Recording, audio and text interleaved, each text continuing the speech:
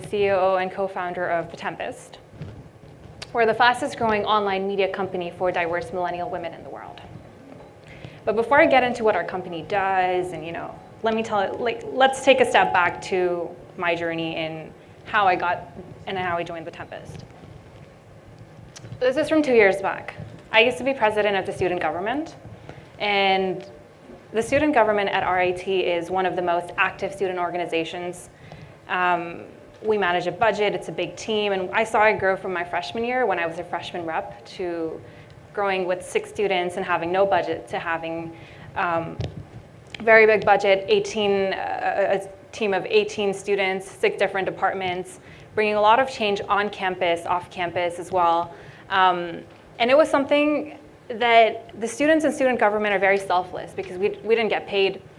And it was about bringing change because we wanted to see the university improve. We wanted to see it, have students more involved and have events on campus as well, and just improving in general.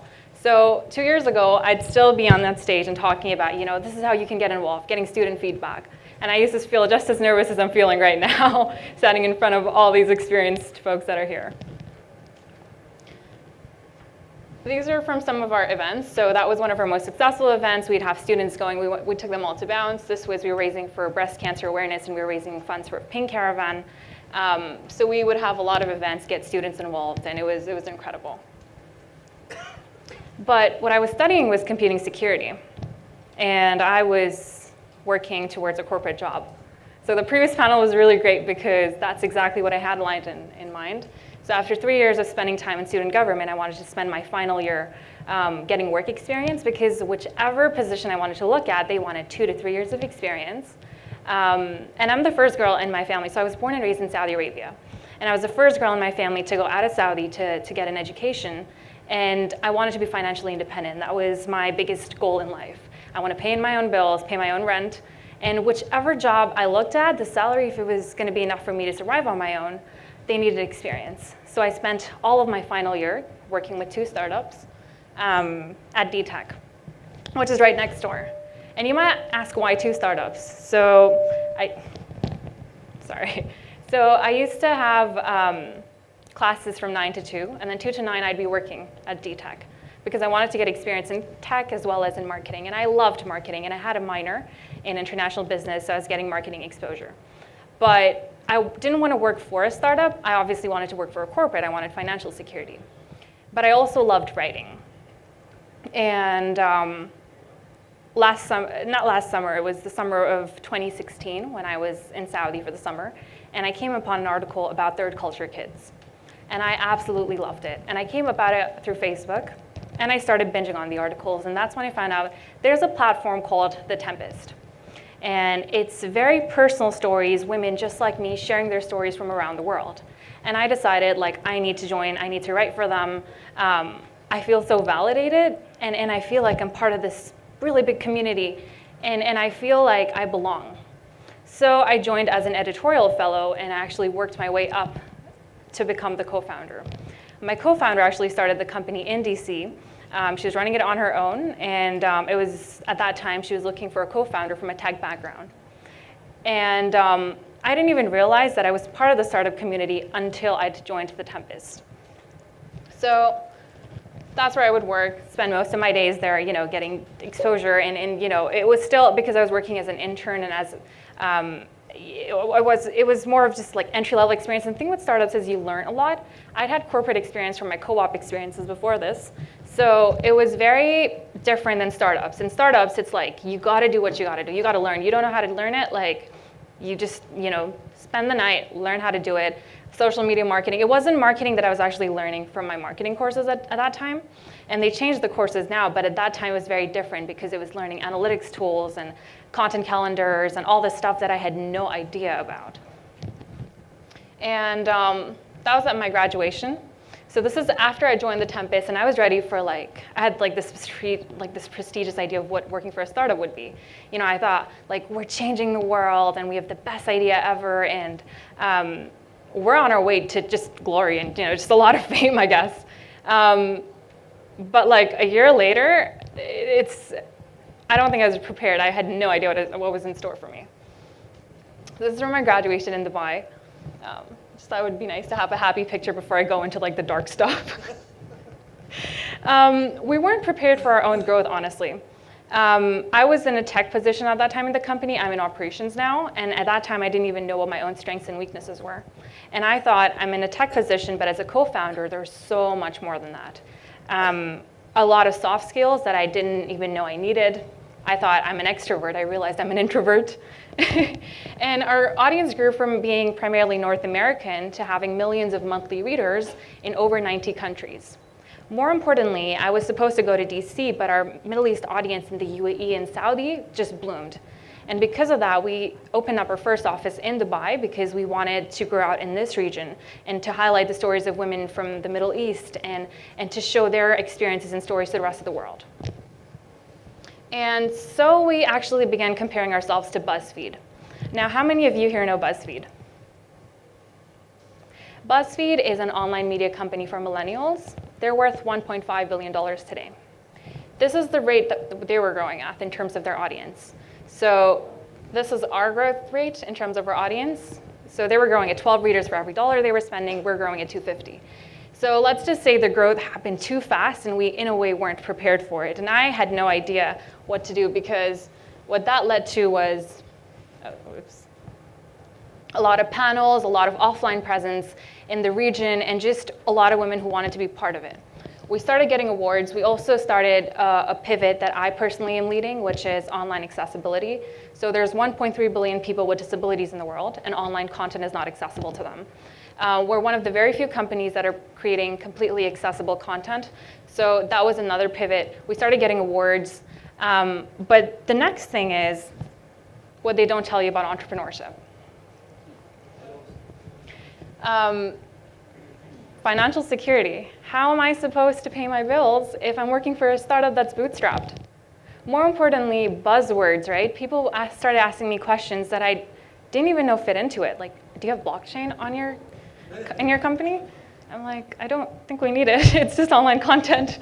Do you have artificial intelligence? No, our stories are personal. I don't think an AI system is going to replicate our personal experiences. Do you have AR and VR?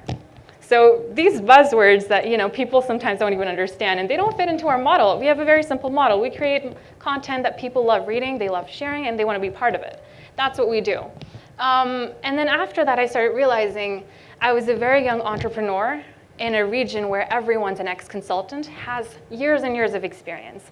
And I started feeling very isolated in the sense that I didn't know if I was good enough. And I recently wrote an article about this 2 days ago, and the response has been incredible. I wasn't planning to talk about this, but I thought we need to talk about it because young entrepreneurs, first of all, I wasn't ready for entrepreneurship because I didn't think it was a path for me because I didn't think it was financial security. But because I loved the company so much and the idea and what we were doing, I wanted to take on this challenge. I remember when I was signing the contract, my parents said, "You sure you don't want a real job? Because this isn't a real job, right? Real jobs are 9 to 5, and you get a stable salary. And what's equity if it's not money? Why are you thinking so far ahead?" So those are questions I still get asked sometimes. I have people ask me, "Do you have a part-time job?" Or, "What's your real job?" This is my real job. So it was a lot of questions like those, and more importantly, a lot of people asking me so what's the B2B side of things, right? How do you make money? How do you, when are you going for Series A? What's your revenue model? When are you fundraising? And these were things I had no idea about. I thought I have an idea, I'm part of this company, we have this incredible thing that we're doing, and it's a movement, and this is all there is, but there's so much more that young entrepreneurs, and I'm trying to raise more awareness about it now, is we need to be aware about what's fundraising. And then more importantly, what is the ecosystem? So what do you do if you don't have an idea? If you want to start up something, where do you go? If you have an idea, where do you go? And more importantly, if you already have a startup, where do you get the funds for it? How do you register? All the things, right? So I kind of had to learn the hard way. And then the B2B side of things where you need to negotiate. You need to be able to sell. And I'm a techie, so being part of SG, I had some experience, but I didn't know how to, the more business side of things, right? Because that's what investors want. Yeah, you have a great idea, but how are you making money? 5 years later, what's your exit strategy? What's your burn rate? All these words I wasn't like, I had to educate myself. And I think that's what we need right now in universities, is to prepare students not only to be able to take a plunge, but also to understand it's not easy, but it's worth it, right? And there's one thing that I hate when people say, oh, you're your own boss. You're not. You have clients, you have investors, you're always selling either to your customers, to both sides, right? So I feel like everyone's your boss except you. And it's not 9 to 5, but then if you have a remote team. So our team grew from me and Leila to having 100 staff members around the world. And we have a remotely based team, right? So we have flexible work hours. It's very, a lot of people in corporate don't understand it. But trying to explain that and trying to explain why people would want to join such a company there's difficulties in that. So understanding that, but more importantly, understanding that there's different stages, right? What does bootstrap mean? What does raising for funding mean? So all these things that were really new, but you eventually learn. And then more importantly, I think, is that there are resources in the region. So there are ideathons for students that want to start up something. There's events like Startup Weekend. We actually have one of the organizers here, Nawaz, who was gracious enough to come here. So a Startup Weekend is where you have the weekend to plan out a startup idea, to having a revenue stream, to basically finalizing a whole startup. You plan a business in 48 hours. It's a lot of pressure, but you learn a lot. And you get mentors from the startup community. So events like that, where you can validate your ideas, you can see and get feedback and validation on it. And then we personally accelerated through the Shura program, which is one of the best programs in the region, because they have an ideathon, an incubator program, an accelerator, but they really helped us understand and figure out a lot of things that we weren't aware of that we even needed. So experience really counts, but then when you're talking about younger students, we just have this naive energy, right? Where we're gonna do it. But it's understanding the bad side, and that doesn't necessarily mean that we have to discourage them, but it's about kind of giving them a realistic picture and making them understand there's a lot more that comes with it. One thing is also understanding regions. So my co-founder is very American. She's Syrian American, but she would tell me have cold calls here. But this region is quite different. Cold calling will not always work. It's about offline presence and understanding how each region works, and how just because you're in a different region doesn't mean the same way you're growing will work in each region.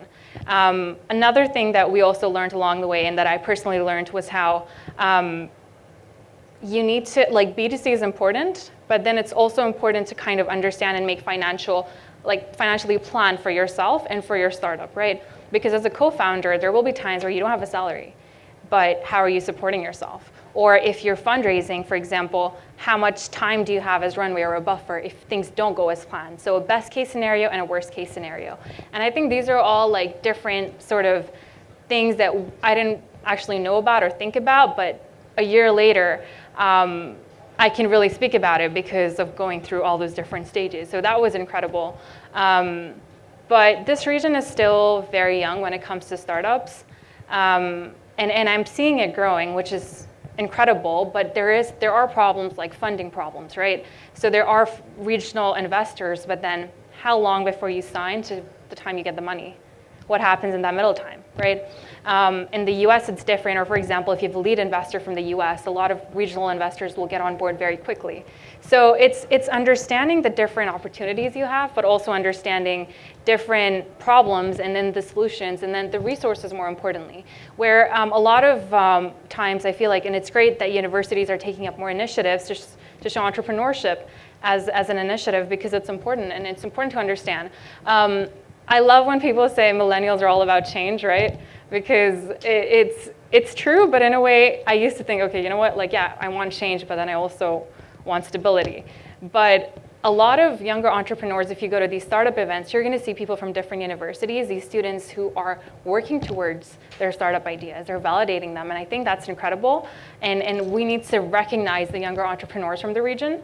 And make sure they know that they're not alone, and it's okay. It's okay to feel the pains and the struggles. And then I was too used to seeing the success story, right? So I used to look up to the bigger names like Mark Zuckerberg or Steve Jobs, right? But how many years did it take them to get to the stage where they are today? it took a lot of time for them. Facebook isn't an overnight success. It's been there since 2004. So that's why I try to speak about the negative side and try to show the failures as well, because it's okay to know that you could fail once, but then you can start up again. And I think that's kind of what I wanted to talk about, is that that's how your every individual's journey is going to be different, but we still have hope. So yeah, thank you.